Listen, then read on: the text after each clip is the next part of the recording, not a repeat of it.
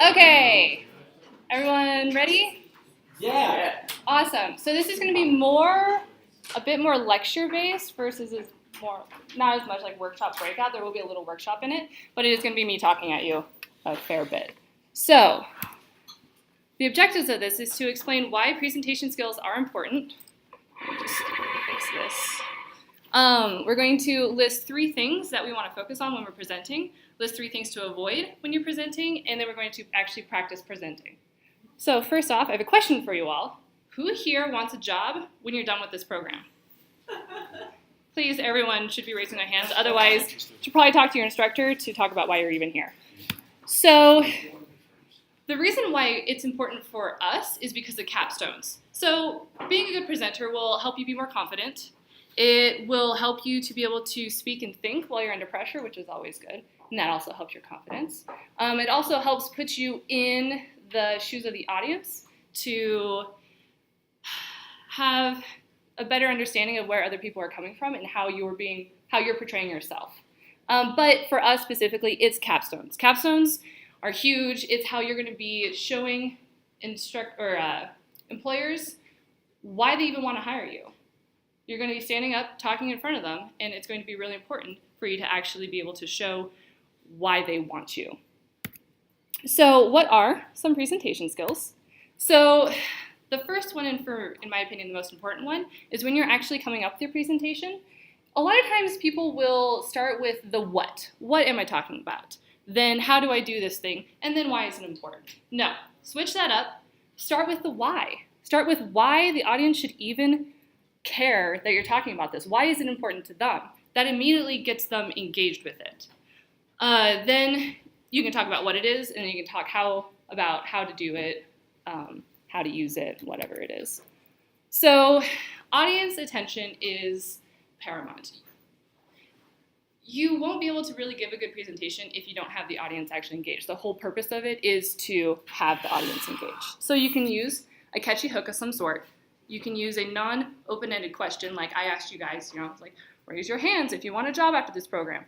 That is important.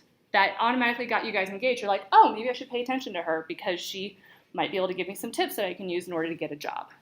My favorite one, though, is to tell a story. My favorite lightning talks that we've had in our cohort, G64. By the way, I'm a student at G64. In case you guys didn't know already. My favorite 2 lightning talks were these guys just telling stories. One guy told a story about how in college he went to go visit a friend somewhere. They started doing some graffiti, got caught by the cops, ended up in jail overnight, had to call his dad, and it was his dad's birthday. So that was his birthday present. But it was this really fun story, and we didn't want it to stop. My other favorite one that we had was Calvin's. It was great. So he was talking about buried treasure in Nova Scotia and how it had to do with the Knights Templar and Edgar Allan Poe, and there's this History Channel series on it, everything. And, I mean, this presentation went for about 15 minutes. It's only supposed to go 8 minutes, lightning talks. And none of us wanted to stop. Not even Brooks or Michelle, our instructors, wanted to stop. It just continued. So, and it's because he was telling a story. He got us engaged. It was really quite amazing. So you don't have to tell a story for the whole thing. You can even just tell a story as your hook, as your opening. I like to do that when I do my quarter projects. Do you guys do quarter? Do you guys have quarters in this? No, you just have projects? Okay. So we had quarters.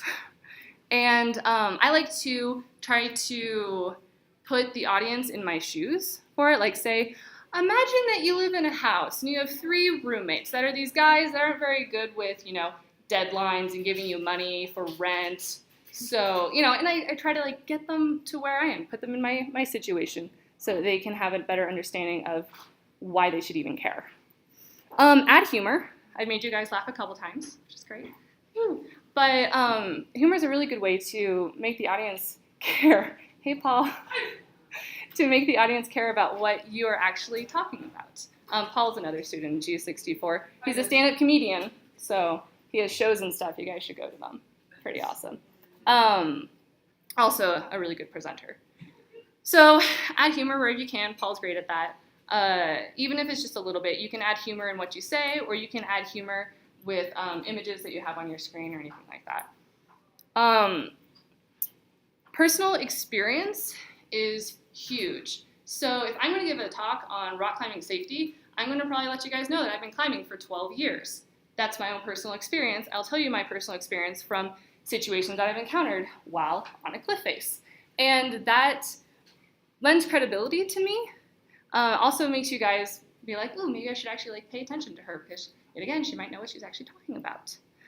Also, show your passion when you're talking about stuff. You notice I'm really expressive up here because I'm passionate about this. I enjoy this.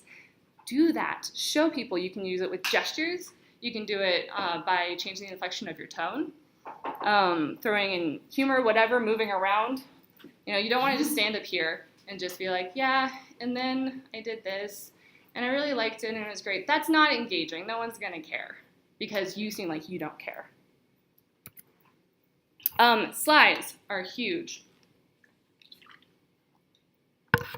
The point of the presentation is you, not your slides. Slides are great. I love slides. They're amazing. When I made my breakout slides, there's a little bit more content than there probably would be if I were just giving a lightning talk, because the point of the lightning talk is me, not necessarily that you're going to be taking a bunch of notes. So keep your slides simple, for one. Your images and graphics shouldn't be distracting. There's been some really great GIFs that people do, and that's wonderful. That can add humor. Great, but don't let it actually distract from what you're saying. The GIF will play over and over and over and over while you're talking, so don't just let it stay up there for a minute because people are just going to be watching that GIF going over and over and over and over. Your slide should be visually appealing. Are you artistically inclined? If you're not, ask someone who is. People can help you make it so that your slides actually look good. Then also, if you have technical issues, which you will, almost everyone does with their projects, if you have technical issues like this